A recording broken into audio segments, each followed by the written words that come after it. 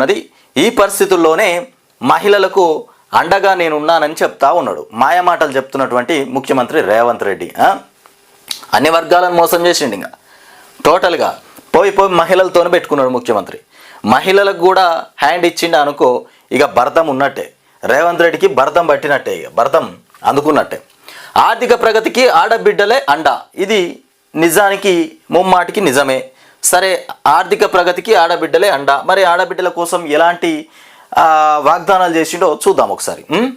ఇక స్వయం సహాయక సంఘాల సహకారంతో $1 ట్రిలియన్ స్థాయిని సాధిస్తాం, $1 ట్రిలియన్ స్థాయిని సాధిస్తామని చెప్తా ఉన్నాడు. స్వయం సహాయక సంఘాల సహకారంతోనట.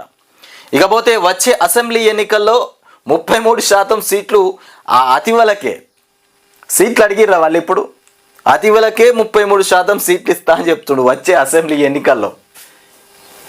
ఆయనకు అసలు అప్పటికి వచ్చే అసెంబ్లీ ఎన్నికల్లో రేవంత్ రెడ్డి దగ్గర పార్టీ బాధ్యతలు ఉంటాయా ఉండయా తనకే తెలియదు.